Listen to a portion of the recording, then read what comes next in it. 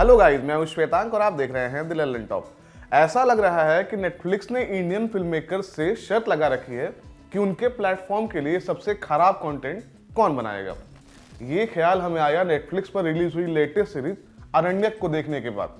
अगर आपको लगता है कि कोई भी उठ कर आता है और इंडिया में बनी फिल्मों और सीरीज को क्रिटिसाइज करना शुरू कर देता है तो ये सीरीज देखिए, फिर आप खुद को भी उसी जमात में पाएंगे। अब हम आते हैं मुख्य मसले पर, जो कि है अरण्यक सीरीज पर बातचीत। पिछले दिनों स्ट्रीमिंग प्लेटफॉर्म वूट पर कैंडी नाम की एक सीरीज आई थी। जब आप अरण्यक को देखेंगे तो आपको लगेगा कि ये दोनों सीरीज ऑलमोस्ट एक ही स्टोरी लाइन पर बेस्ड हैं। जो भी फर्क है वो प्रोडक्शन वैल्यू और मेकर्स के अप्रोच में है। एक ही कहानी दो अलग अलग लोग सुनाएंगे तो उसमें थोड़ा अंतर तो आ ही जाएगा, क्योंकि दो लोगों के सोचने समझने और चीजों को प्रोसेस करने का तरीका अलग अलग होता है। अरण्यक की कहानी घटती है हिमाचल प्रदेश के एक फिक्शनल टाउन में जिसका नाम है सिरोना। सिरोना में एक जंगल है जहां एमी नाम की एक फ्रेंच लड़की की लाश मिली है। वहां की लोकल पुलिस इस मामले की तहकीकात में लगी हुई है, मगर इलाके के लोगों को लगता है कि ये हरकत नर तेंदुआ नाम के एक सुपर नेचुरल किलर ने की है। नर तेंदुआ बेसिकली इंसान और तेंदुए का मिक्सचर है। जिस दिन ये घटना होती है उसी दिन थाने की एसएचओ कस्तूरी डोगरा 1 साल की छुट्टी पर जा रही है। ऐसे में उन्हें अंगद नाम का एक दूसरा ऑफिसर थाने में रिप्लेस करता है। पुलिस तकरीबन ये मान चुकी है कि नर तेंदुआ ही लड़कियों का रेप कर उनका मर्डर कर देता है, मगर नए एसएचओ साहब जो हैं इन सब चीजों पर विश्वास नहीं करते, इसलिए वो मामले की तह तक पहुंचने की कोशिश करते हैं। फिर आपको पता चलता है कि इतने बिल्डअप के बाद ये सीरीज सीआईडी टाइप एंडिंग के साथ खत्म होगी। अरण्यक बड़ी कंफ्यूजिंग सीरीज है। इस सीरीज के मेकर्स ये तय नहीं कर पाए कि इस सीरीज को सुपर नेचुरल बनाया जाए, इसमें थ्रिलर वाले गुण डाले जाएं, हुडनिट वाले जोन में रखें या पुलिस प्रोसीजरल शो बनाएं। इसलिए ये सीरीज इनमें से किसी जॉनर या सब जॉनर में फिट नहीं होती है। पूरी सीरीज ये साबित करने में खर्च होती है कि सुपर नेचुरल जैसा कुछ नहीं है, ये सारा कुछ इंसान कर रहे हैं। मगर सुपर नेचुरल एलिमेंट को खारिज करने के बावजूद आखिरी सीन में ऐसा इशारा किया जाता है कि नर तेंदुआ जैसी कोई चीज हमेशा से थी। इसका क्या मतलब समझें हम। इस सीरीज से रवीना टंडन ने अपना डिजिटल डेब्यू किया है। उन्हें एसएचओ कस्तूरी डोगरा का रोल किया है। रवीना की जो फिल्मोग्राफी रही है उस लिहाज से ये सीरीज उनके लिए बिल्कुल ही out of the box content रही होगी। ये सीरीज थोड़ी कम बचकानी लगती अगर उनके कैरेक्टर को थोड़ा सेंसिबिलिटी और लॉजिक और बख्शी जाती। कस्तूरी 1 साल के ब्रेक पर जा रही है ताकि अपनी फैमिली को टाइम दे सके, क्योंकि उसका परिवार बिखरने की कगार पर है। मगर वो छुट्टी लेकर भी पुलिस की नौकरी जारी रखे हुए है, जबकि उसकी जगह एक नया ऑफिसर अपॉइंट किया जा चुका है। उसके परिवार की हालत दिन ब दिन खराब होती जा रही है, मगर कस्तूरी को सिर्फ नौकरी करनी है।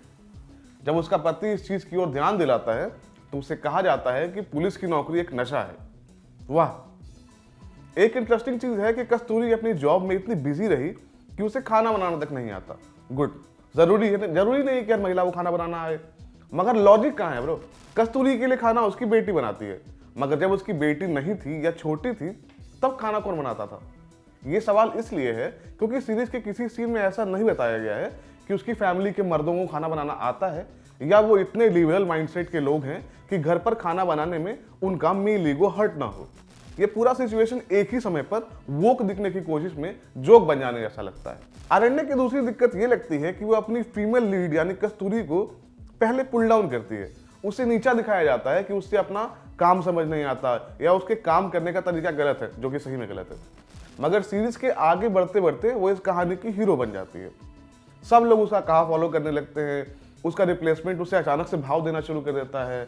दोनों के बीच नॉट एग्जैक्टली रोमांस मगर वैसा ही कुछ होने लगता है। ये सब कुछ देखकर फिल्म कंपेनियन के हालिया एक्टर्स राउंड टेबल में तापसी पन्नू का स्टेटमेंट याद आ जाता है। तापसी ने कहा था कि उन्हें ट्रांसफॉर्म होकर फिल्म के आखिर में हीरो नहीं बनना है, उन्हें पहले फ्रेम पहले सीन से फिल्म के हीरो के तौर पर देखना है। और वो इस बात को लेकर बिल्कुल ही फ्रैंक और अनअपोलोजेटिक थी।